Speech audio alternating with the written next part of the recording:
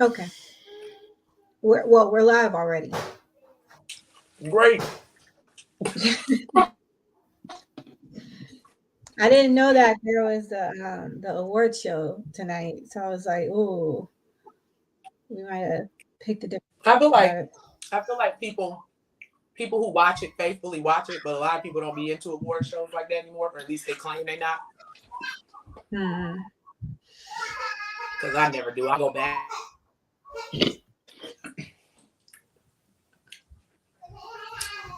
So I Well, think that my internet connection might not be that great right now.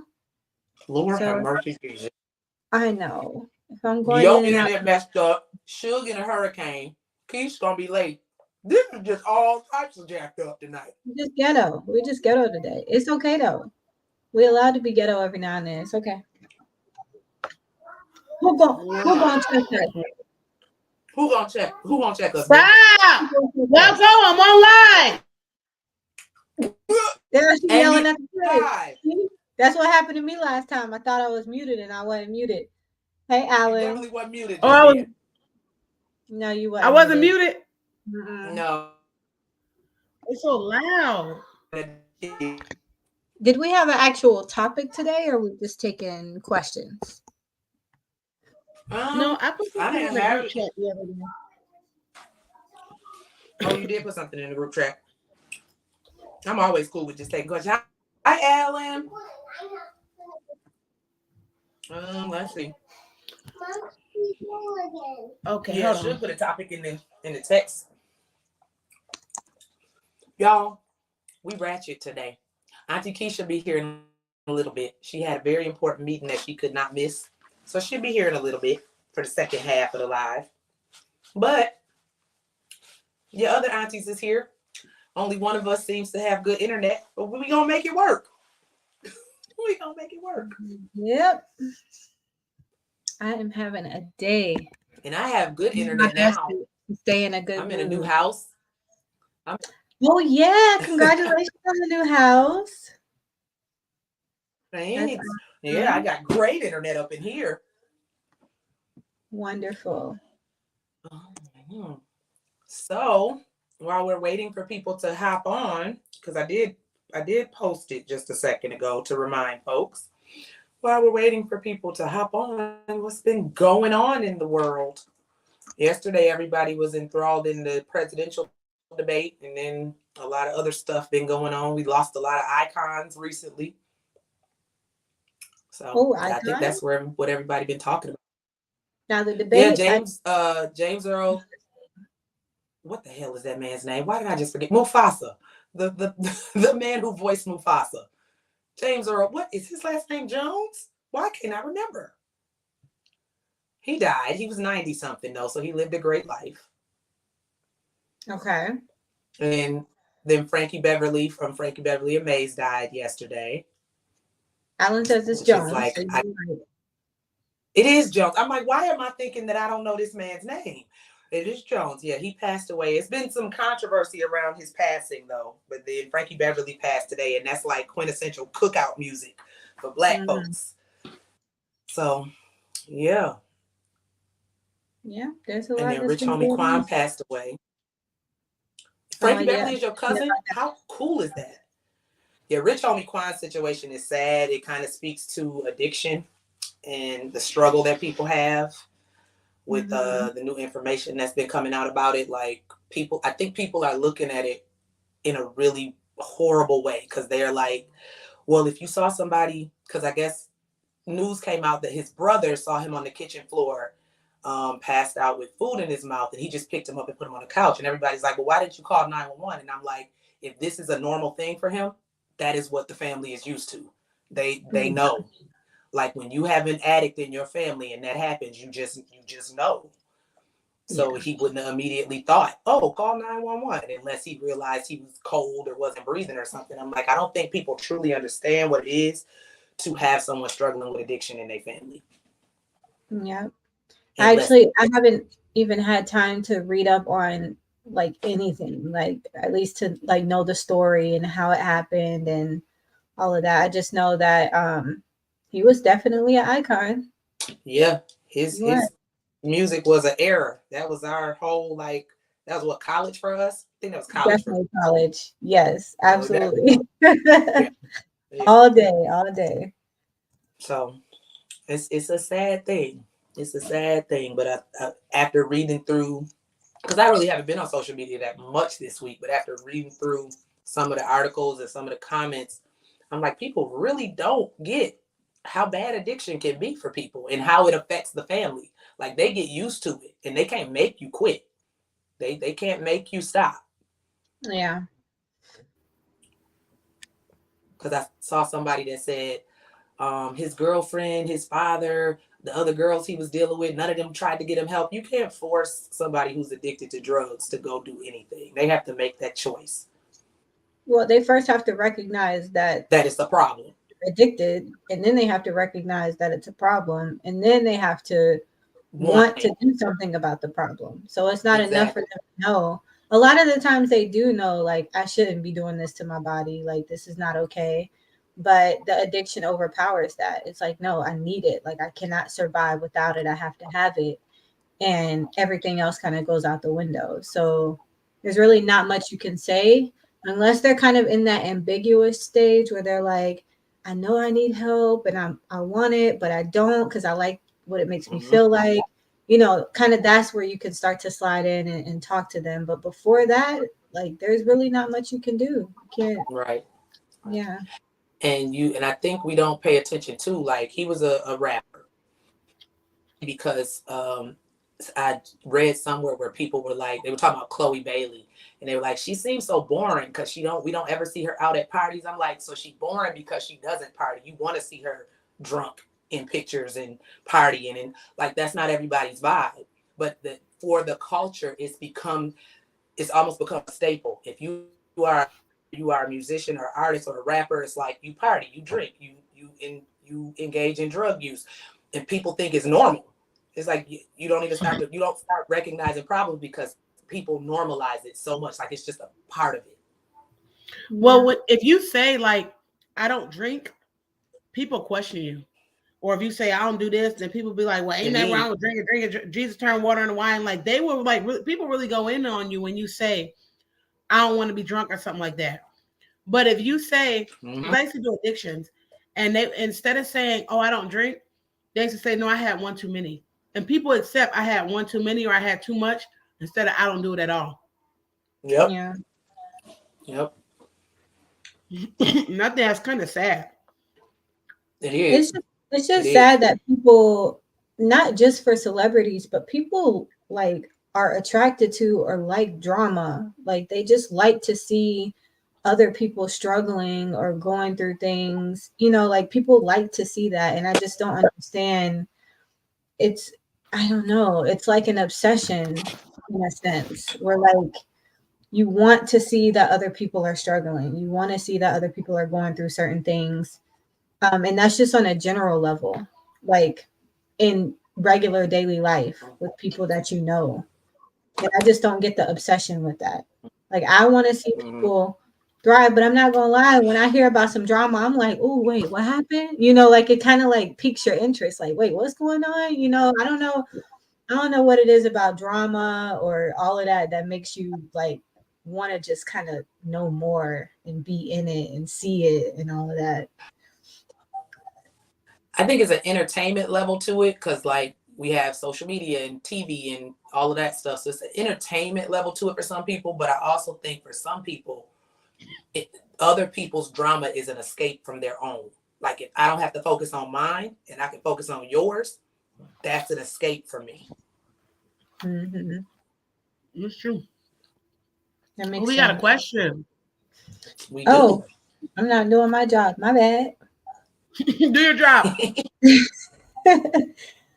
All right. Question. My psychiatrist has me on trazodone and a few other things, but it makes me feel funny. What is the best way to get off of it? You would have to talk to your psychiatrist about that. Yes. And the And reason they why are is likely to because wean you off. yeah, neither one of us do psychopharmacology. So we wouldn't, we could tell you something completely contraindicated to what your psychiatrist might tell you.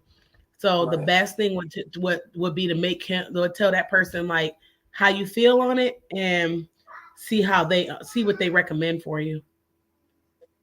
Yeah, and I even recommend when you do talk to your psychiatrist or your doctor about any type of medication that isn't working for you, be specific about what it is you're experiencing, because I have clients that are like, I don't know, it makes me feel funny, it makes me feel weird. What does that feel like?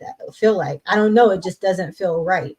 Well, the psychiatrist isn't going to be able to like help you find something until you tell them like, oh, it's making me feel drowsy, I can't think clearly, like being specific about what it is that's happening. So they can either identify another medication that might not have those side effects or wean you off of the current one. Right. I think even though none of us prescribe or do psychopharmacology, we probably have all heard, even for us who have medication ourselves, if a psychiatrist prescribes you something, the last thing you want to do is stop it yourself. You want to talk to them first. You don't want to stop taking it just because it makes you feel funny, because some of those medications you can't just stop taking. They'll cause worse effects if you just cut it.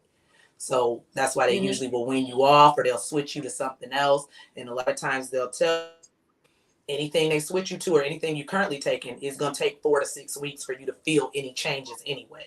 So it might make you feel funny at first, but they want you to give it that full trial run just to see if it'll work. And then if it doesn't, you want to make sure you talk to them and don't stop it yourself. Yeah. Yeah. And that's Hey, especially Mama. important for any of the mood medications, any of the SSRIs, like the anxiety, depression medications. It's super important to not try to just stop those, because those really mess with your brain and how it's functioning. And I'm sorry. Yes. Hi, Mama Linda. No, I'm tired today, so I am not on it today. I'm so sorry.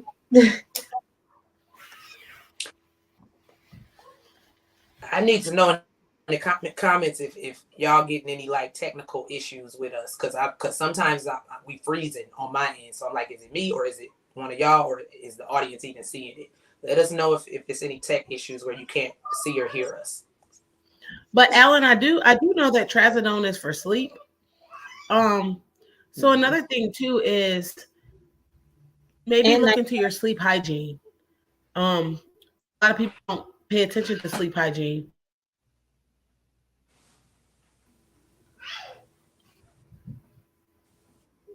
I can't tell when. Sugar, are you still talking? I can't either. That's why I No, asked my if the thing went audience out. could. Oh, okay, I was gonna say I can't tell when you're pausing or if you're still talking, because I didn't want to like jump in.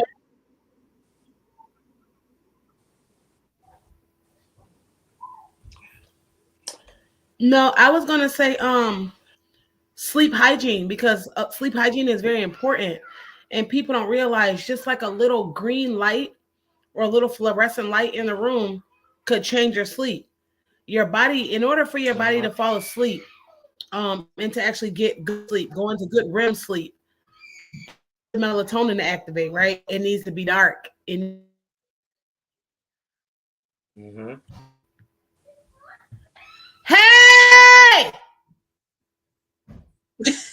No.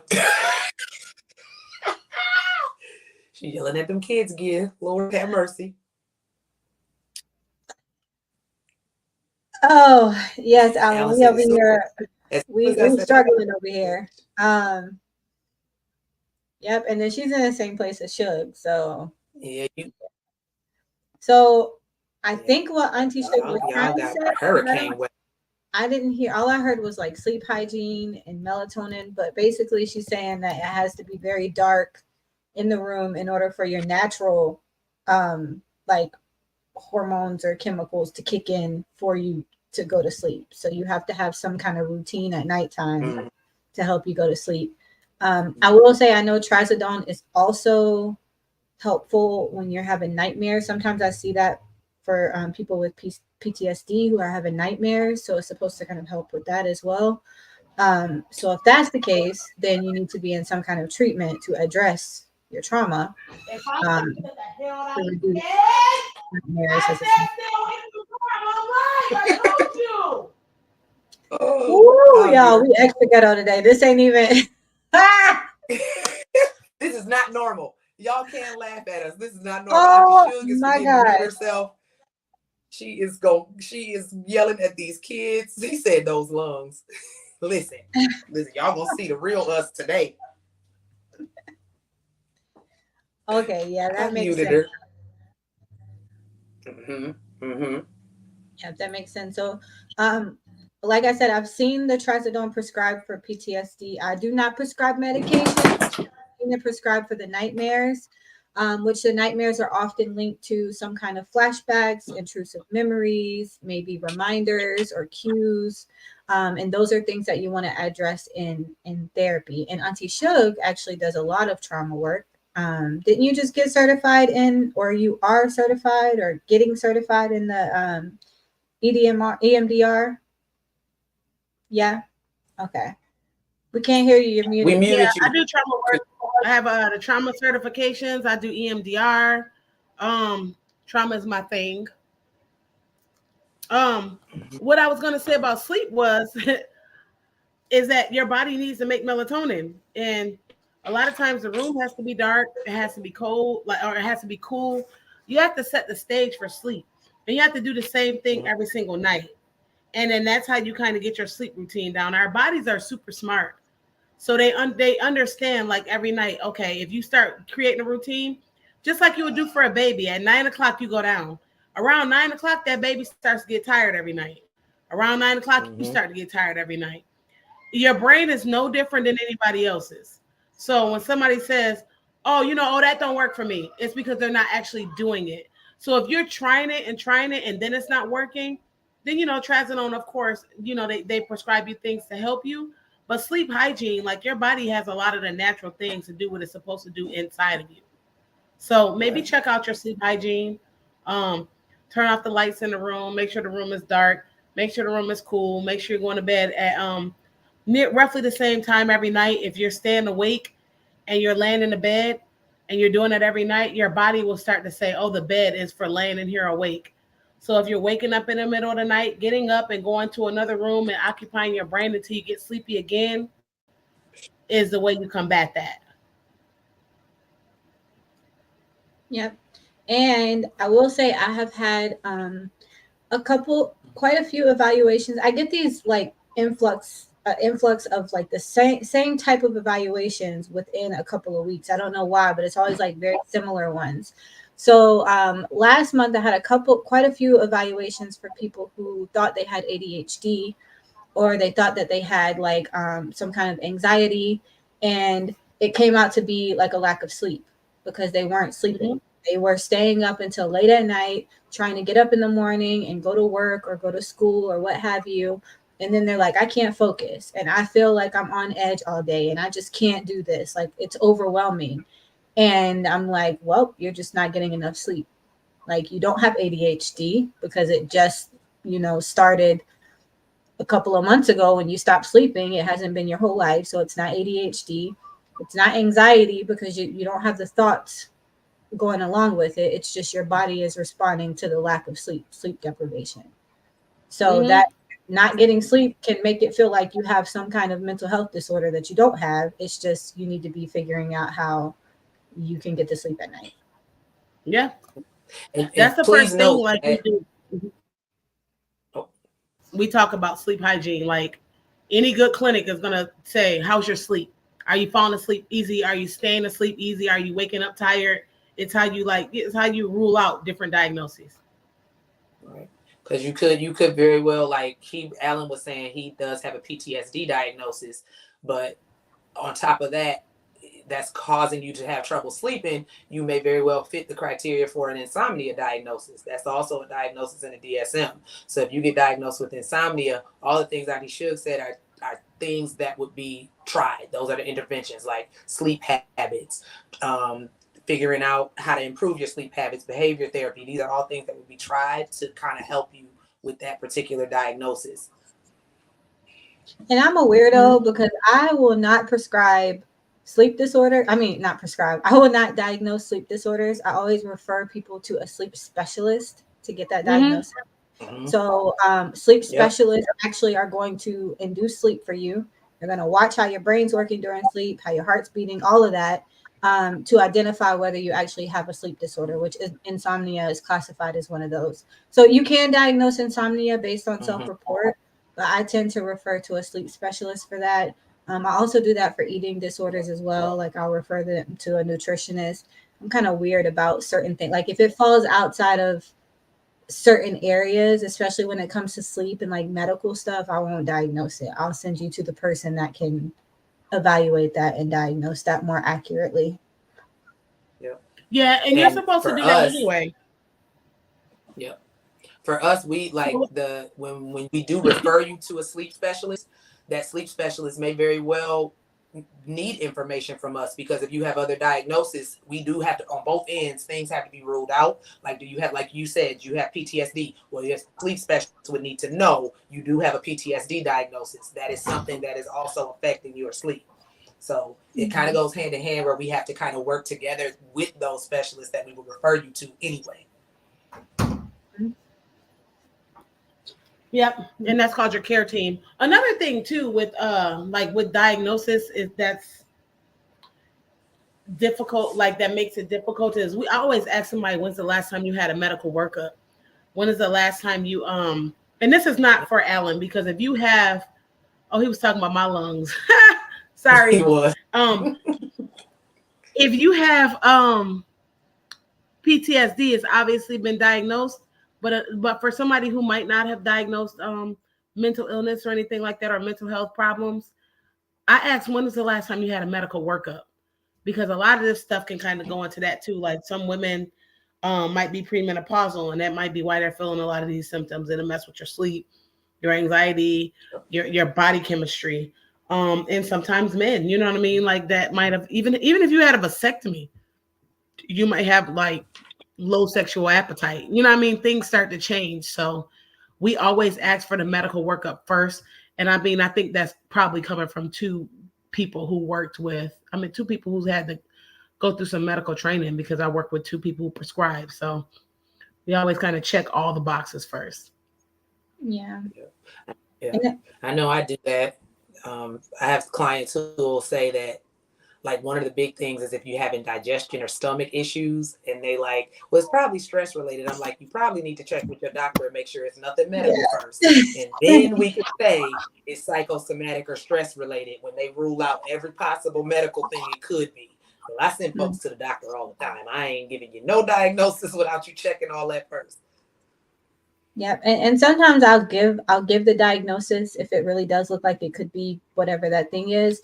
But I also add that they still need to go to the doctor and provide me with whatever the doctor comes up with, especially if they're getting like a full blood workup or what have you. Because I have had people that will come back and say, "Oh, I went to the doctor and I got this diagnosis of hypothyroidism. So can you take the depression off of the report, because those symptoms match up? So then I'll just change it to depression due to whatever medical related issue it is." But yeah, medical stuff, it's tricky because we don't always have that information available. So we do the best that we can with what we do have. But it is always helpful to just have that coming right in. I love it when people come in, they're like, "Yep, went to the doctor, here's my stuff." I'm like, "Thank you very much. That makes my life much easier." Mm-hmm. Yep. And just note too, with the DSM, the diagnosis that we would give you, there are specifiers, like Auntie Amber said. Like, you could have something and it's a specifier that says like medical induced, or it's something medical. So we know that maybe you wouldn't have it if it was for this medical condition, but you do. You have the symptoms, it's there, but you also have this medical condition. So that's something to note too. It's specifiers specifically that would tell somebody that that's what it is. TJ says she coming to get the kids right now, Shug. Yeah, because Chuck over there yelling at him and stuff. Them poor babies. You over there yelling. That. Poor children. Mm-hmm. Does anybody Where that else have any hurricane other was hit. questions? Come on, y'all. Send us some questions. Give us something to talk about. Give us some things to This talk hurricane about. every time I'm on live, there's a hurricane or a tornado. I just know I don't want to be nowhere with no hurricanes or tornadoes. I want Well, to be thank near. God you're moving to a place with no hurricanes. I think they still got tornadoes. Thank God you're moving. That's true. Amber, send Keish the link. I don't know what be going on with Keish. So no, my question was cutting people off, because they were saying that, like, you know, to just cut people off is like barbaric, and I was like, I don't think so. I feel like without giving them a reason. You just mean just like cut it. Oh, she frozen. Lord of mercy. Okay, I thought that was my thing again. Okay, so it's her. Shug, are you talking about cutting people off with just no reason, or just like? No, cutting people off who do things to you, and like pushing people out of your life. Hold on. And that, wait 1 second. Some people think it's a little. Wait, hold on. Before we do that, Alan asked, "Do you think some sweet potato bread will help him?" Let me tell you what that was. Okay, that was pound cake. I was eating lemon pound cake.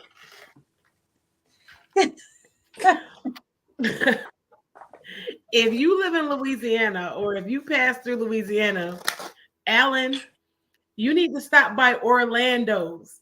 Orlando's had a little mini bundt cake, and it's like a lemon bundt cake. When I tell you, I'm a foodie. That thing was slamming. It was so dang on good. Now, it would help you. It's gonna put you to bed, but it ain't gonna help your waistline. It's gonna make you feel heavy. It's gonna make you feel heavy. All right, I was sorry to cut you You're off. definitely gonna be Big Deborah.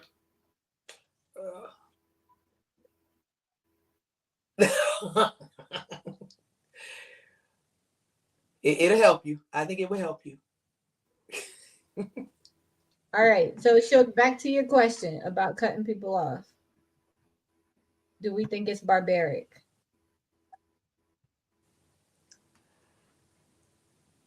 I don't think it's as easy as people try to make it seem. We live in a culture where now it's just like, I got boundaries and I'm cutting you off and no contact and you toxic. And I think for some cases that's cool because the person really is toxic or harmful to you. But I also think some people using that strong cutoff game as a way to skirt their own accountability in relationships. Like, I'm gonna just cut you off. Okay, so you're just not gonna handle the situation. You're not gonna confront it. You're not gonna talk about it. It's like, in that aspect, I do think it can be barbaric because you are saying that instead of dealing with issues and dealing with possible conflicts, you're just gonna avoid. Sometimes cutoff is a way to avoid. Yes, I agree with that 100% because I have done that so many times in the past because I don't like confrontation. So I'll just be like, you know what? Done. And then later on down the line, I'm like, I wonder if I missed this person. I wonder if we could have resolved that conflict if I would have just been more open to resolution at the time rather than just like pushing them away because I didn't want to deal with it or didn't know how to communicate it or didn't know like what was going on. I don't think this applies to all situations. Like if someone crosses a boundary, like a hard boundary for you that you feel like is just unforgivable, in that case, I think you are totally justified in cutting them off and not even like let them know what's up. Like you did this is not okay. It's a hard boundary for me. And I let you know that already in our relationship and you still did it. So we're done. But if it's something small, like people like right now, they do romanticize the idea of just cutting somebody off because they said something and like come on now, you ain't gonna have no friends. Nope. Like we all, not perfect. Yeah, like you have to be able to handle conflict. That's a lot of the work that I do with teenagers right now is you can't just hide from it. If you never address conflict, you're never going to learn how to do it. And when you get older, How you gonna keep a job if you can't communicate with somebody? Yep. How you gonna play sports if you can't communicate? You know, like how are you gonna function in daily life? You got to learn how to do that. And I like that you said you communicated the boundary already. Because see, some people will say that somebody crossed the boundary that they ain't even told the person about. Like, and I ask my clients that often, did they know? Did they know that that was your boundary? And even when I help clients who struggle to create boundaries or who tell me, I don't have any boundaries, I've never really built boundaries. If we start creating them, I'm like, you do realize you got to tell the people in your life about these boundaries, right? And for a lot of clients, they'll tell me, well, that's the hard part. Yeah, creating them is easy. Telling people about them is another thing, because once you tell them, now they are accountable for if they cross them, and you are accountable for holding fast to whatever consequence it would be.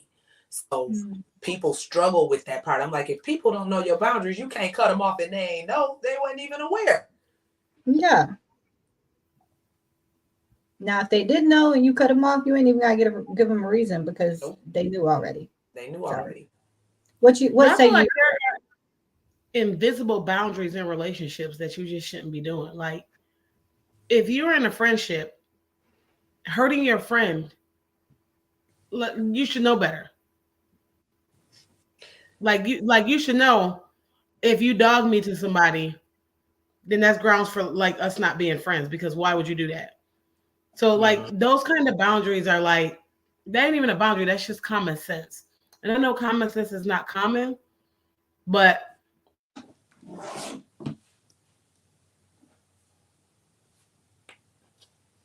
I agree. So when I say boundaries, I'm talking about like your own personal boundaries, something that might be different from someone else, something that somebody might not just know, like common sense wise. Right. Like obviously, like when as you grow up and you're learning what a friend is, those invisible boundaries that you're talking about, you're learning when you learn about friendships. Like you learn that you don't go talk behind somebody's back. You don't say mean things to somebody, like your friends. Hold on one second. Yes. Not y'all both. I'm recording.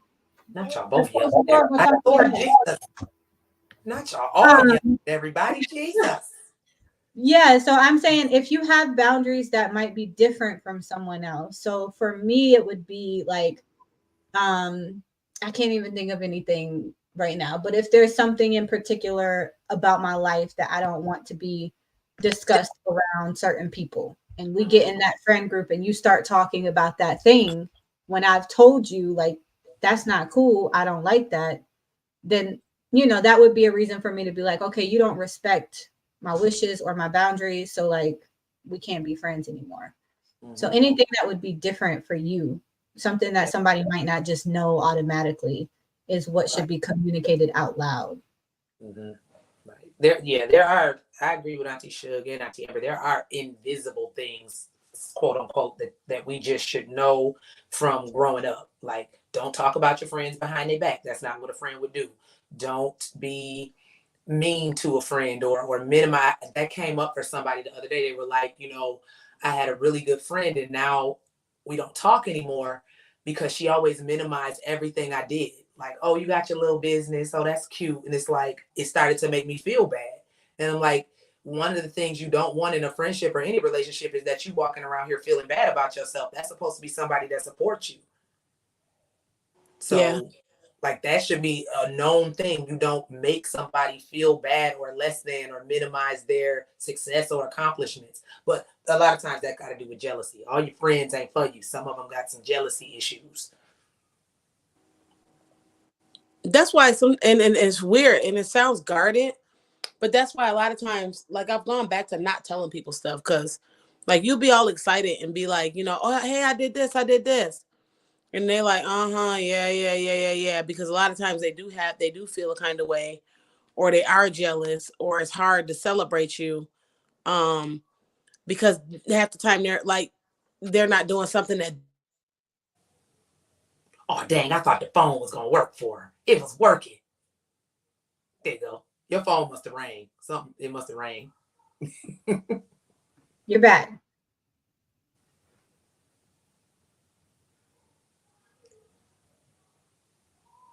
At least I think she's back. No, we can't hear you though. You muted. Amber, I can't hear you either. Oh. Oh, wait, now I can. Now I can. Never mind. I Oh can't. yeah, I had myself muted at first. That's why. Real Nope. quick too, just because Alan asked, and you can repeat it. Explain sleep hygiene one more time. Just explain what it is one more time. But Oh, we we can't can't hear you. hear you yet.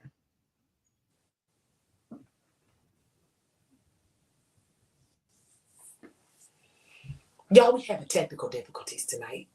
That's We all. are. Auntie Shug is in hurricane weather. Bear with us. She's in hurricane Yeah. weather. But sleep But we hygiene can is basically answer. just that. Yeah, I was gonna say Oh, we can answer it. Sleep well, we hygiene have is another. basically. Oh, we do have Sorry, another question. I'm sorry. Do No, your thing. I I'm just gonna tell them I sleep feel like I'm hygiene. lagging on this end. So when you start talking, I'm talking before I hear you start. But Oh, okay. yeah. So, Alan, sleep hygiene is basically just the routine that you have around sleep. Like Auntie Shug said, make sure the room is cool, make sure that it's dark. Some people have a set like you would do for a child, like bath time, eat dinner, bath time, decompress with a book or something maybe, or meditation. Some people will light incense or like the things you do that tell your body it's time to rest and allow for you Yeah. to know, okay, I'm going to sleep now, and allows for like melatonin to naturally kick in at the same time every night.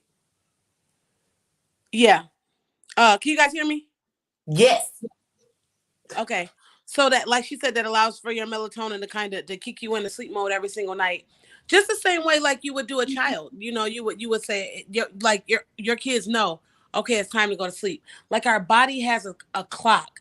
And so when you do sleep hygiene, you set up your circadian rhythm to do a certain thing every single night.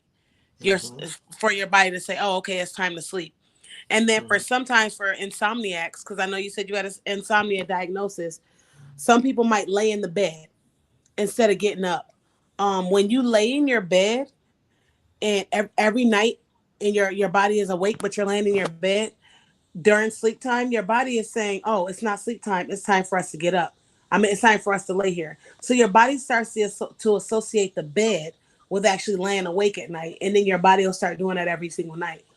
So Yep. you'll notice that your body, like, if you do that at least 1 or 2 or 3 nights, it'll happen for like a week because your body starts to associate it. So one of the ways you combat that is maybe get up, go read a book, go read the Bible. The Bible put everybody back to bed. You it does. Like, you go get the Bible, you start reading all them big words, your brain got to think all crazy in the middle of the night, you're gonna fall straight back asleep. Do the body scan. Like, there's a bunch of things that you can do to kind of make your brain say, okay, we're tired again, and put you back down to sleep. And then ambient light, like the light on your cell phone, or like the little light on your alarm clock, even that little red light on your TV. Sometimes those things will wake you up in the middle. Even like the street lights being outside and being on, those things can wake you up in the middle of the night because your brain is thinking, oh, there's light out. It's not time for all of our melatonin to be kicked in. So you know what? We should just get back up. And so yeah, it really, sleep hygiene is really important. I've had to take so many sleep CEs and like 6 hours worth of sleep CE, and they the one thing they said was just get up and read. And I'm like, I'm telling you, when I start reading the Bible, I get good and sleepy. And so you just gotta, find things that kind of put you back to sleep. Another thing too is um a routine at night. So some people like to light candles, get in a bath, do something to actually relax their body and then fall asleep. And then if you're in the bed all day long, that's not good for your sleep either because your body associates the bed with being up. The bedroom is for sleep and sex, period. That's it.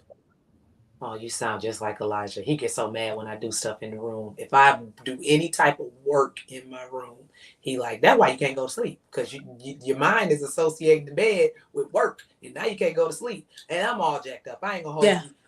Therapists don't be having it all together. My sleep cycle is jacked up. I need to take Auntie Sugar advice. Well, It is. I do stuff in my room. My office is in my room. but it's only until a certain time of the day. So after like my work day is over, so after 3 o'clock, if I have to do work or anything, I will do it in another, like in the living room or something.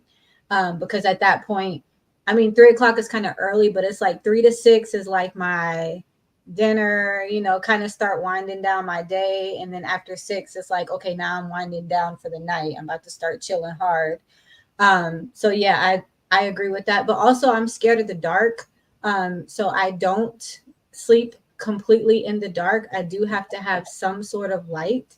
So I think that part is different for different people, because the light doesn't wake me up. It actually keeps me calm. And usually it's like a candle or like a very low light, but it does keep me calm and keeps my anxiety down from thinking that some kind of monster or some kind of like devil demon thing is going to come out and get me in my sleep. So the light helps me stay asleep at night. You know what's So funny, Auntie Amber? I didn't Elijah's get best friend is like that. Elijah's best friend is like that. When he came to, when we got married, he came into town and he stayed with us. And he had the TV on in the living room, and it was like real low volume, but it was on. And I turned it off. He immediately woke up. Elijah was like, "Nope. Since we was kids, he gotta have that. If you cut it off, he yeah. gonna wake up." I said, "Oh, so okay, he needs it to actually stay asleep." Yeah. But Yeah. also, we're talking about like your association, right? So my brain associates low light with sleeping. So if I'm in my office and my lights are like too low, because sometimes clients migraines, they want the light to be low, it starts to make me sleepy because my body has now associated low light, like candle lights or warm lights, with sleep. So it is like an association thing. So if your body's associating darkness with sleep, that's going to work for your sleep hygiene. But if your body associates those warm lights with sleep, then that's going to work for your sleep hygiene. So it really is what works for you, but then being consistent, because then your brain starts to respond to that in that way. Yeah. That's what it is. Consistency. Hey, Auntie Keish. Yeah, hey. Hey. So I hope now my mom said, what happens if you're more of a friend to your friend than they are to you? Oh, that happened to me all the time. Oh yeah, we're going back to, so Keith, just to catch you up, Auntie Shook asked the question of, we already know what your answer gonna be, but she asked the question of whether it is barbaric to just cut people off in your life, just cutting people off. She So we used were the word talking about barbaric. that. She did. She said Yeah, so barbaric. she did say barbaric. So just to update you, go ahead, Shug, with your response. But I The just want to, question is it barbaric? is it barbaric to cut people off? Whose question was Yeah. that? Linda. Shug asked. Linda asked it or Suge asked this? Shug asked it. Oh, Suge asked this. Mm-hmm. Mm-hmm. I've been called out and We been like, know you've you're, reacted. Wait, say it again. Hold on. Yeah, we froze. No, I think we were talking at the same time. I was trying to let her go. I think we all got a lag, and it's making us hear each other at different times. Would you say Suge? So I was told that my reaction and cutting people off is like, it's wild. Like, how do you just be like, oh, I'm not talking to you no more? And but for me, I don't do well with hurt. So I'm like that girl on thin line between love and hate. It ain't good. So I was like, I don't think that it's barbaric. I think that it's an invisible boundary that you should already know that people have. And so that's what we were talking about. But then my mom said, what happens if you're more of a friend to your friend than they are to you? Listen, Mama Linda, I tell people all the time, stop expecting you from other people. First off, when you walk into a situation with somebody expecting you from everybody else, that's one of the first mistakes we make. Nobody else is you. What you have to do with people, this is what I expect out of my friends, and then allow for them to meet those. Like, these are my boundaries. This is what I expect from a friend. But everybody's not going to give what you give. That doesn't mean stay in a situation where it's totally imbalanced and you pouring a lot into it and they're not.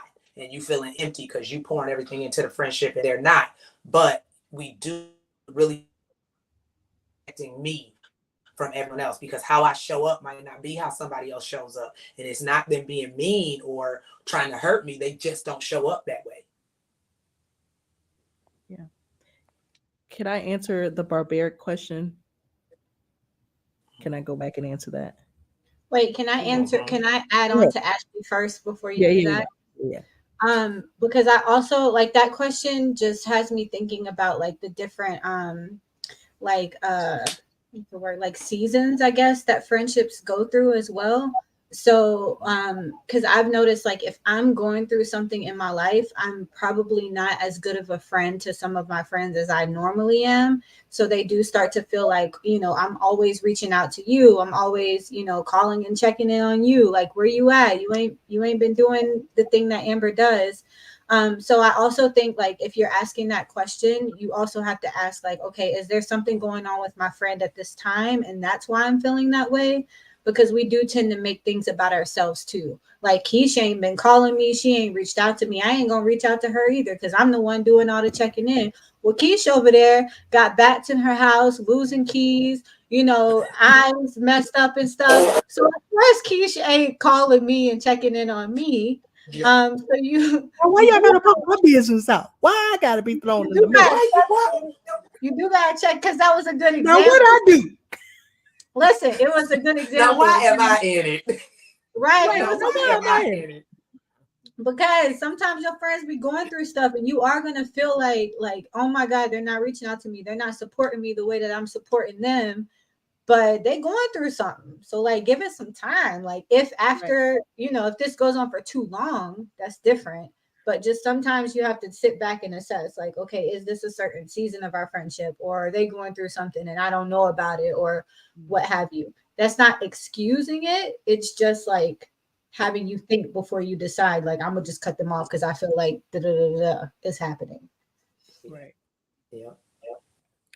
Okay, go ahead, Keish, because I know your answer. Go for it. Let's hear it. Listen, I have been gracefully trying to be peaceful over here. So, do I think barbaric is a subjective word use? Yes. I don't think I would use barbaric. However, I just watched somebody explain neuroscience when it comes to creating new neural pathways. And part of you cutting someone off creates new neural pathways in your brain. There's literally a neuroscience to it. So while that may not be someone's cup of tea, that may very well be someone else's cup of tea when it comes to healing and when it comes to getting out of situations that were harmful to them. So if I'm choosing to cut somebody off, it's not because I want to be barbaric and a dick. It's because that's just my way of healing. And I'm literally creating a neural pathway in my brain to have better coping skills, have better new experiences, all those things. So I don't think that cutting someone off is necessarily barbaric. Again, it's subjective. I wouldn't use that word. I just would rather not adjust myself to disrespect. And I'm not going to. And that, to me, keeping someone in my life that doesn't need to be there, it's like, why am I doing this to myself? Just because to please other people who feel uncomfortable about it. So I'm not doing that. I'm not keeping somebody in my life who makes me feel uncomfortable. It's just not going to happen. And, you know, I could care less when anybody say, listen, you got to go. Like, that's just it. You got to go. I think we all agree with that too. Like the point I made was people who don't want to communicate when there's problems though. Like you got some people who just don't want to be held accountable and don't want to confront things, not realizing that we gonna mess up. Friends mess up, family messes up. Some mess ups are too much and you do have every right to say, I don't have to deal with this, I'm cutting you off. But sometimes it's people just avoiding conversations and conflict. Like sometimes you gotta hash it out with somebody. I always say, weigh it. Like, does this person mean more to you than this situation? Then you need to deal with this situation, because you don't want to just go cutting everybody off and lose everybody that actually does care about you because they messed up because they human. Right. But that's a part of maturity though, to me. Like like Amber was saying, people are in different seasons of their life, like literally, and you don't know what's going on with somebody. And that's why you have that conversation. That's why communication is important. So if you're not having that conversation with that person and just randomly cutting them off, then yeah, I'm a question what type of relationships are you having if that's what you're doing.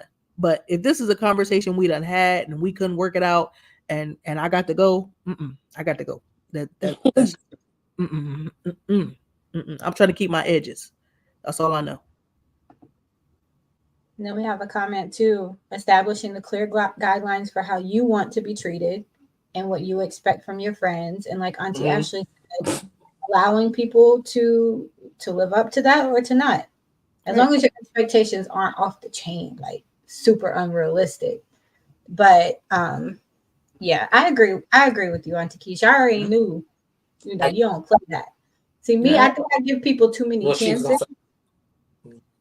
I think I have a history of that type of pattern, like giving people too many chances. And I think it's kind of like I'm getting better with it. But I used to be the one where I'm like, I'm gonna just ride it out to the end until I absolutely can't take it no more. Then I'm gonna cut you off. Because girl, where you riding to? They take you right to your death. Where I'm going. Like every time you ride, we dying. Every time we ride, we crashing. Like I'm not riding with you. But listen, that was my pattern before, and then I became aware of it, and now I'm working through how to not do that shit no more. And I mean, I've been doing better with it. But see, I think it's a balance. I think it's a balance, Auntie Amber. It's a balance between you and Keish, pretty much. Because for me, I often look at it like I'm a big like grace, compassion, and mercy person now, and it's like I don't want to do to somebody what I wouldn't want done to me. So I don't instantly cut people off because I wouldn't want them to instantly cut me off without talking to me first. Tell me what I did wrong. Now, if what I did wrong is just a part of my personality and I'm a jacked up individual, then fine. But at least give me if we have a bond, I would say at least give me the respect of letting me know where I messed up and showing me grace the first time. Now, if I'm consistently messing up in the same way, that's different. That's a pattern. But sometimes people don't give any grace or compassion. They don't care what you're going through. People who are more self-centered don't give a damn what you're going through. It's like, oh, you messed up with me, I'm cutting you off. And I'm just like, can I get a little bit of grace? I will show you some grace. I'll give you a second chance. Now, third, fourth, fifth chance, now we're going too far. But I'm big on second chances, as long as it's not.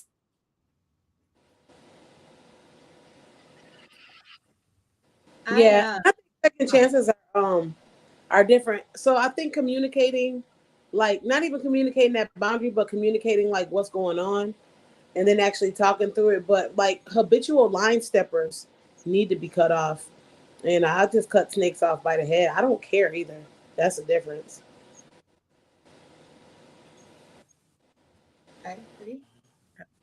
I don't got nothing to say. No notes. I just add to what Ashley was saying because I think your reasons, like your grace and compassion, it's different than my avoidance. So if I cut somebody off quick, it's because I want to avoid the conflict.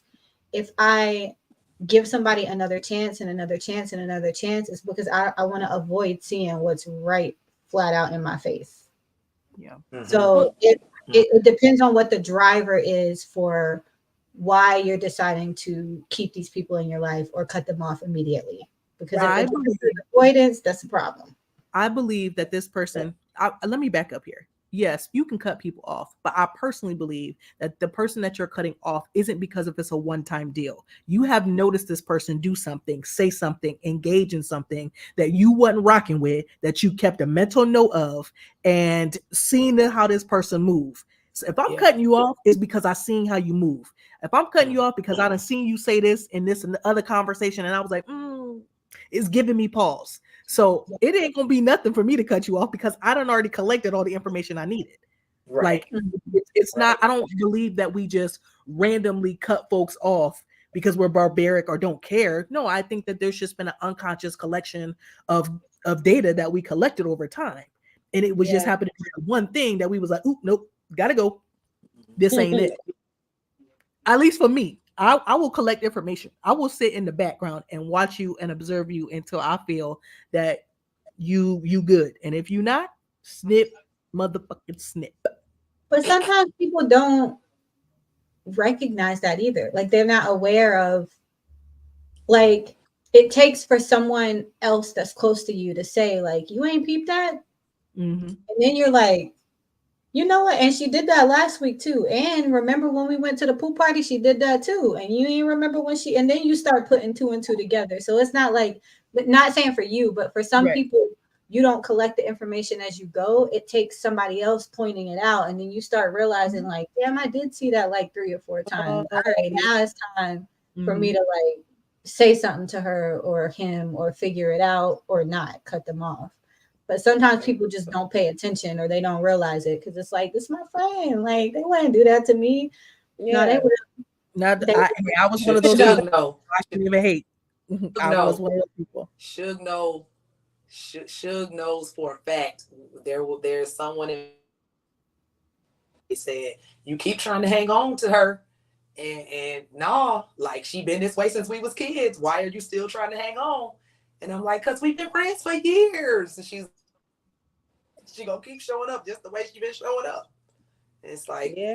dang, you're right. I wanted to ignore it because of the time put in. A lot of times people focus on time. Time means nothing if it's been consistent patterns that you should have been paying attention to in the first place. Yeah. Yeah, that's true.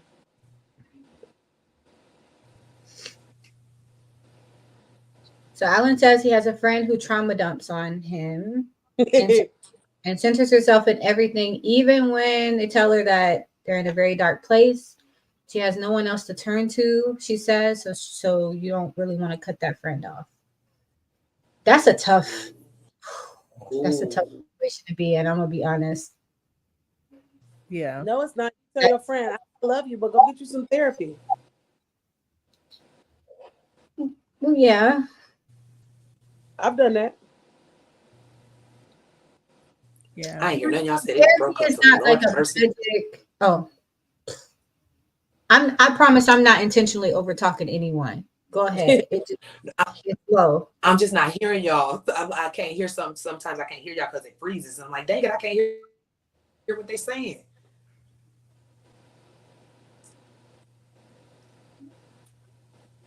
So I was just saying that yes, referring that friend to therapy is probably going to be the best thing for them at this point, especially if they don't have other people in their lives to talk to.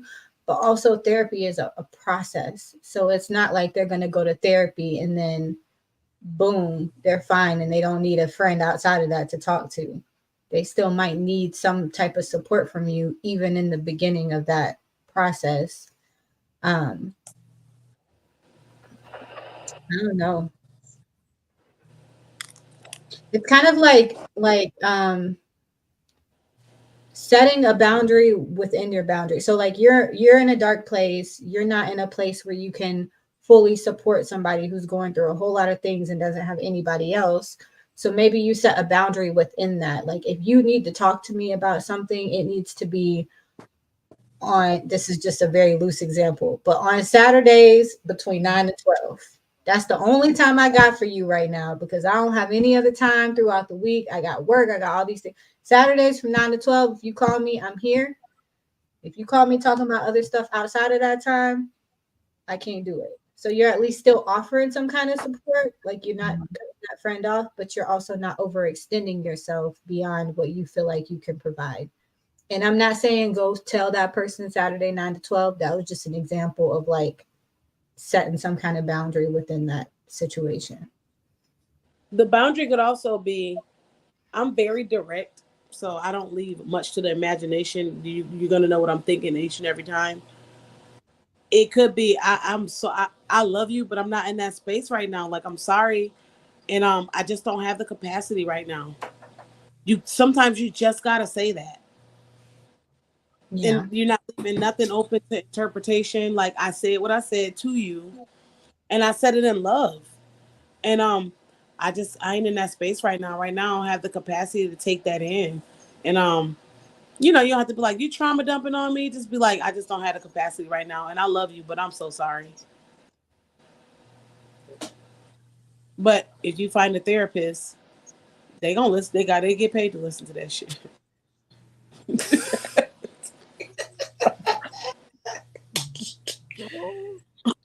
I Anybody think he said, I'm here, auntie. come on here, aunties? What? Like you came to save the day or something. Hello, Uncle. Uncle Abe. Uncle Abe. Uncle Abe just sounds so old. Father Abraham old. Father Abraham. That's what we should call Father Abraham. Yep. There we go. There it is, right there. Call me. So All yeah, right. I hope that's helpful. But when friends center themselves and everything, also sometimes I be like, hold on, because we was not even talking about you. Like I try to like make it a little joke, because some people don't realize that they do that. Yeah. And he Some people says legit- he has set the boundaries. He apologizes and then goes right in on trauma dumping. Well, that sounds like a cut. That part's gotta be That direct. sounds like a correct it in the moment or cut it off. Or you can literally correct it in the moment. If you want to maintain a friendship with her because you care about her and you know she doesn't have anyone else, which that's really, I mean, you putting a lot on yourself if you ask me, but if I can understand that, but then that means you got to correct it in the moment every time she does it. Every single time until the behavior changes. Right. Just like you And do with a child. And that's not a push out, that's a call in. Like a lot of people think boundaries are to push them out. It's really not. It's to call you in so you can have a better relationship. Yep. Mhm. So call her out on it when she does it. Right in the moment that she's doing it. Like, hey, you're doing it again. I don't have the capacity for it right now. I care about you. I love you, but not right now. And you can do it gracefully. You don't got to be shitty. You can be graceful with it. Yeah, or you could just be like, no, I know you got a lot going on. I do too. So I'm gonna go because I really need to center myself. That's a good reframe. Yeah, I'll say that in a minute. I need to center myself. I gotta get my life together. I'm gonna call you back, and then maybe she didn't call somebody else and dumped on them or called that therapist. Yeah. Or she could write in her journal if she just need to get it all out. She could write it out to herself. Yep. She could do a voice memo. Talk to something. Do a voice memo on your phone. Like there are strategies she can do for herself as well. Or you can buy her. Like, I know you got a lot of trauma. I want you to try this. I learned this in therapy. Write everything down in here. Yep. And like, don't call me. Write it in your journal. She can call warm lines. There's a warm line you can call where it doesn't necessarily have to be a crisis. You can call warm lines. Yep. Just what's talk the warm line? For free. What is that? I've never heard of that. Enlighten me. Yeah. So these are like lines, like instead of you calling for like say you're suicidal, where they have like the suicide line, there are warm lines that maybe you're going through a trauma or a traumatic situation or even just a stressor at the moment. And you can call and talk to somebody for free.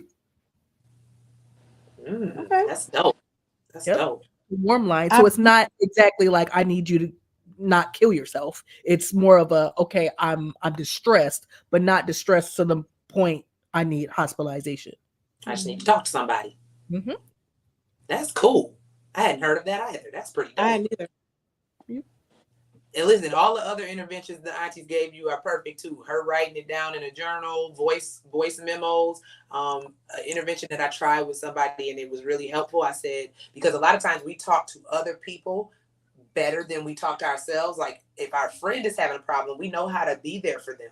But if we having a problem, we're often hard on ourselves or don't know what to do. So I said, do a voice memo, talking like you're talking to somebody and explain the issue. And then you listen back to that voice memo and respond the way you would respond if it was a friend telling it to you that you cared about. How would you respond to them?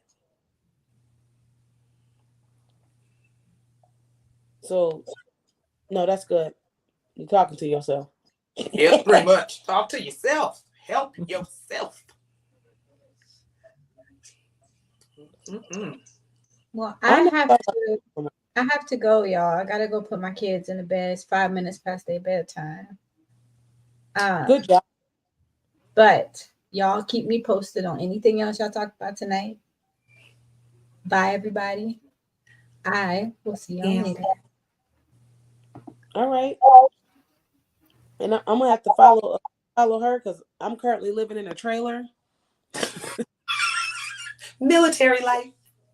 because I'm in a transition. So it's kind of, and then the weather is horrible where I'm at. So that's why I finally switched to my phone to make things better. But no, I hope that this has been helpful. Alan, listen, I don't know who you are, but you've been great, especially with all your questions. Alan's a friend of mine. Alan's a friend of mine who has made it over to the clinical cookout now a couple of times. Okay. Yeah. And A he's TikTok also friend.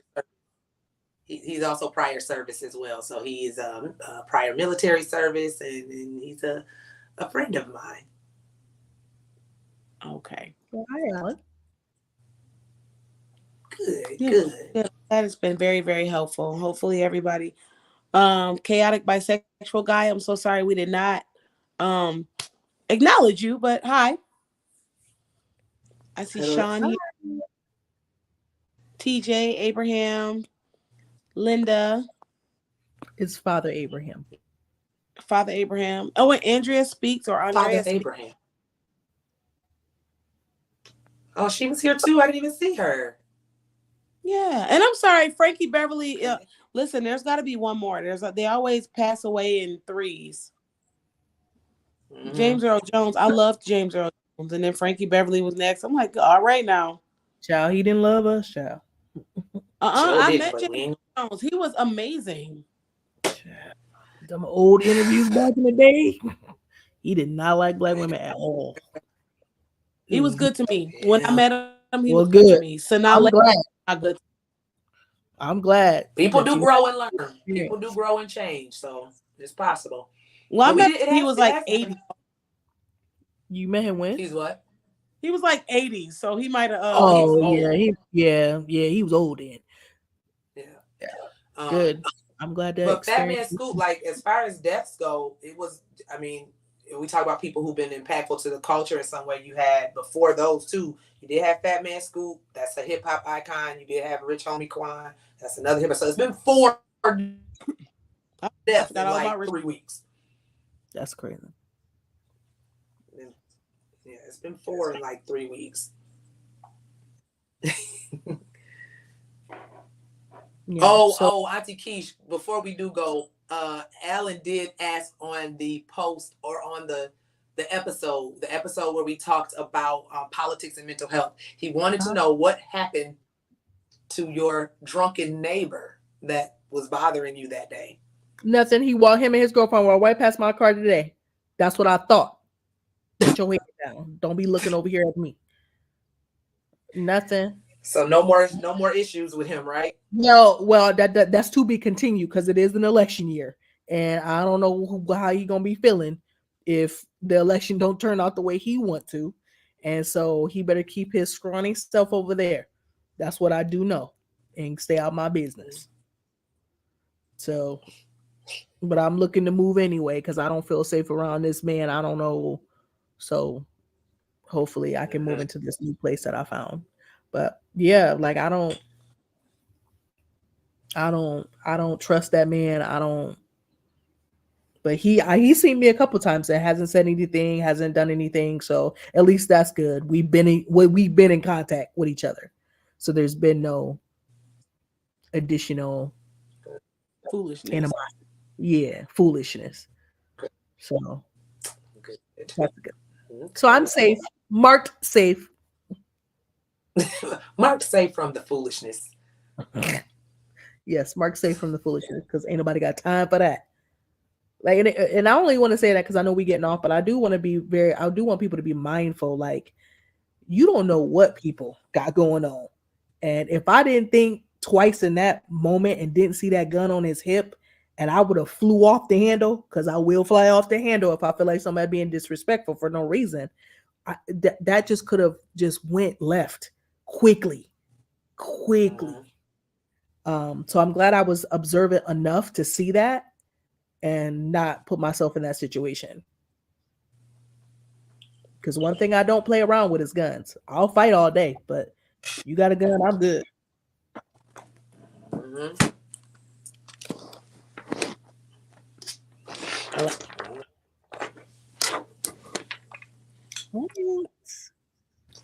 Well, all right. Well, y'all, looks like we are at the end of our live for this time. We will have a new episode next week with content. And just in case y'all didn't know, on the weeks where we do lives, we don't necessarily do the content days. The content days, like where you see Auntie Suge on Monday, Auntie Keisha on Tuesday, et cetera, et cetera. Those are the weeks that we have a recorded episode theme. So our live weeks, we don't always do that. We might put something up, but we might not. So don't think that we like, why didn't you put nothing out? The live weeks, we kind of focus on the live. Okay. Mm-hmm. He said, good, because I got a 12 gauge and will travel. Listen.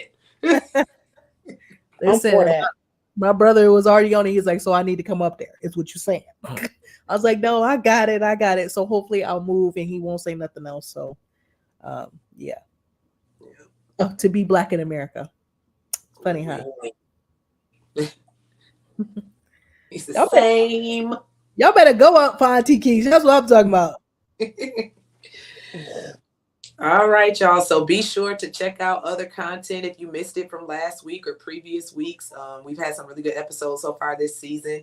And then next week, what did we decide what was coming out next week? Did we make that decision?